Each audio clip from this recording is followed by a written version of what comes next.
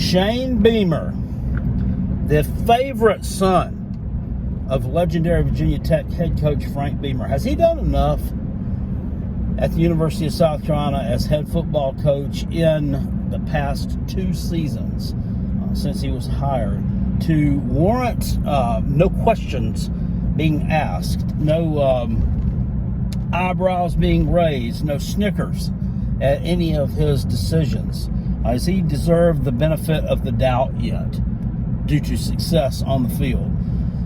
It's a question that I think a lot of people have on their mind, as well as myself, and I'll attempt to hash that out, and maybe we can get to some answers here today. Afternoon, guys. Carolina Jackpot time. Chickadee checking in. It's December 10th, 2022.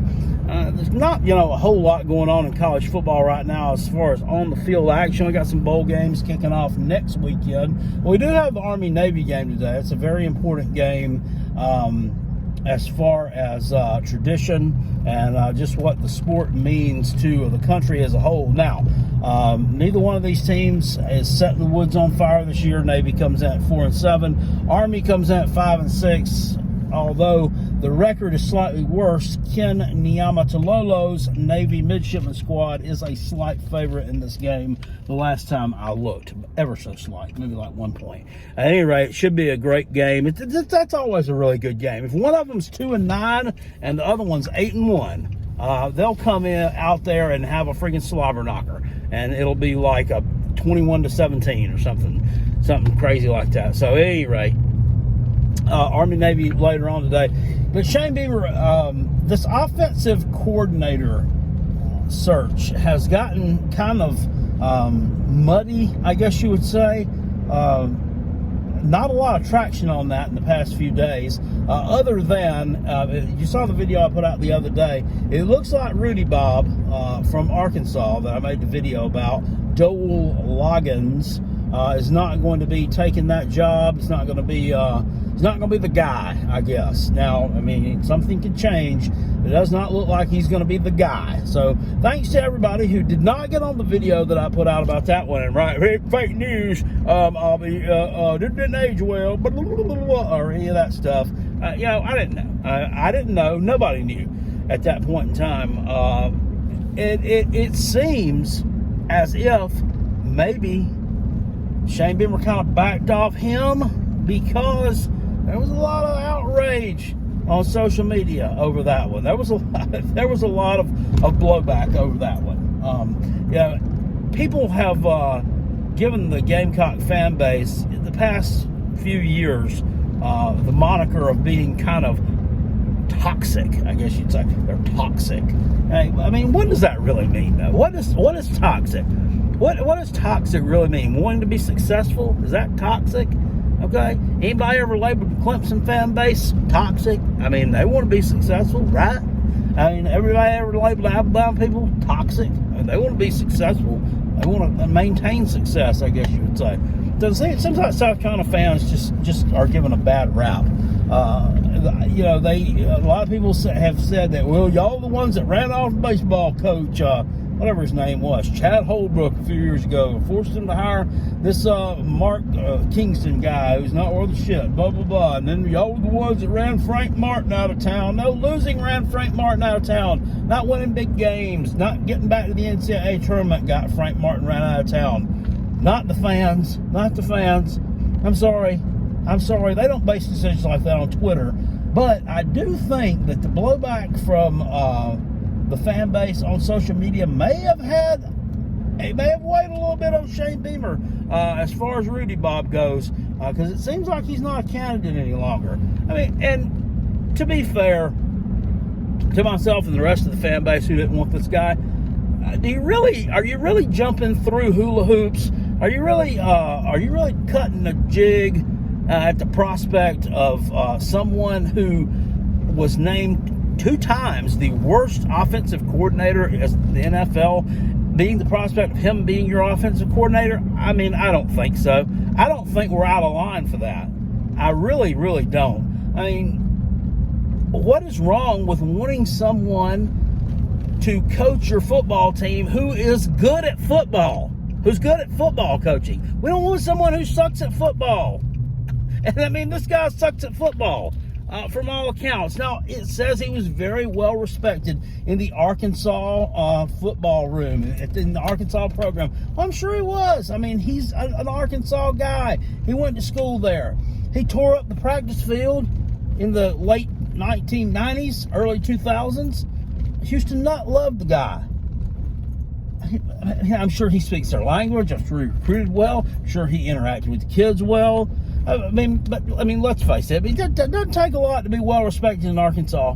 I mean, if you can make a tulip design out of some potted meat, Vienna sausages, and some soda crackers, I mean, you're probably a hero there, okay? It doesn't take a lot to get respect in Arkansas. So, I think the sights need to be set a little bit higher. I think the bar need to be set a little bit higher than someone who was known as the worst offensive coordinator out there. That's just me. So it looks right now like he's kind of maybe zeroing in on some guy named Brian Johnson, who's like a wide receiver coach or a quarterback coach or something for the Philadelphia Eagles. We'll see. I mean, another NFL hire. I don't know. I mean, what successes he had in college, I don't really know anything about him. Also, that there was something there about Graham Harrell, the OC at West Virginia right now. West Virginia, he was a guy that lit it up as a quarterback at Texas Tech. I think everybody at Texas Tech lights it up as quarterback, though. But, I mean, his offense at West Virginia wasn't lighting it up this year. They had a pretty poor season, so I'm not sure that's the way you need to go. Now, that could have had something to do with the talent he had. I mean, that's a fair question, too.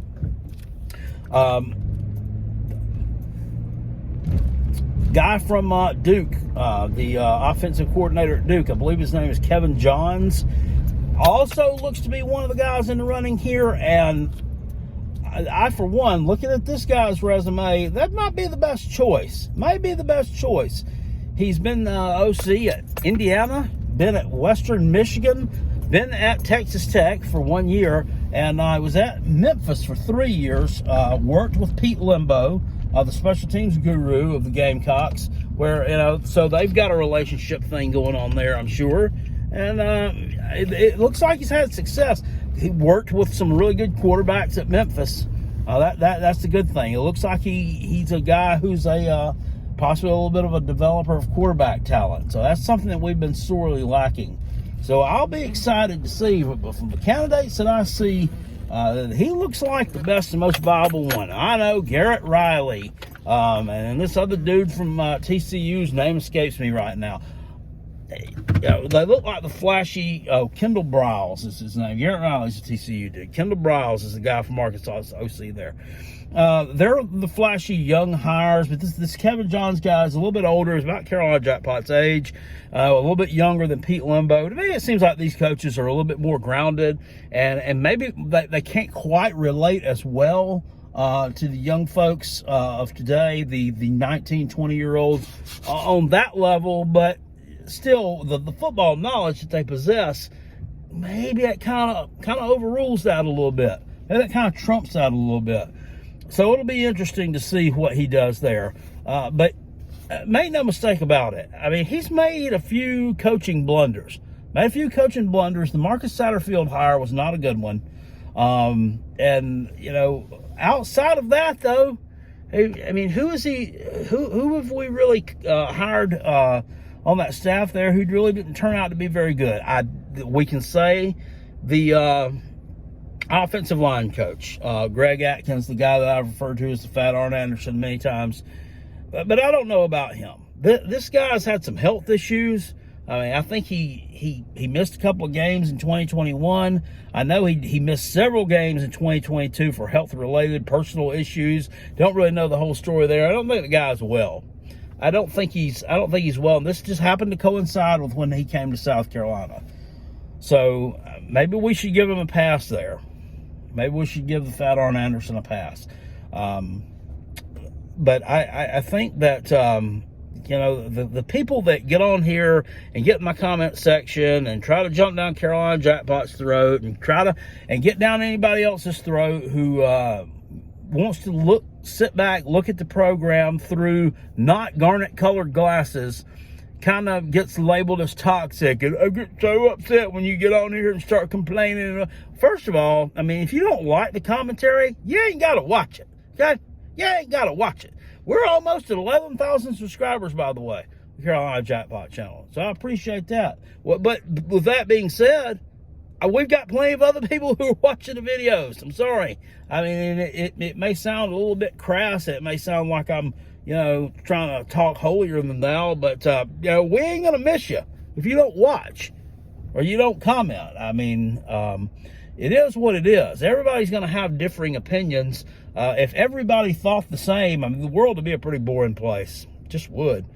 Conflict kind of keeps things exciting, kind of keeps them a little bit juicy. So, I don't think that Shane yet has earned the right for us not to question things that he does. But maybe, he's also earned the right for us to step back when those things do take place and us sit back without blowing our tops, going over there. Because I was all set for him to hire Rudy Bob. And I said to myself, and I said here on this video the other day, if he hires Rudy Bob, I mean, I'll support the guy. I'll support him and see what he's about. I mean, he could do a total 180 and become the best college offensive coordinator the sport has ever seen. Oh, it's highly unlikely given his track record. But I do think that he hasn't earned the right for us not to question his decisions, but he has earned the right for when those decisions are made, for us to stick by those decisions with him and kind of see them out. Because maybe, just maybe, it might work out. With that being said, guys, the college football landscape the past few weeks, ever since conference championship games were over with, I mean, it's just been nuts. Has it not just been nuts? I mean, it's like there are no rules anymore to anything. Nothing makes sense, and there are zero rules. There's like zero accountability for anything.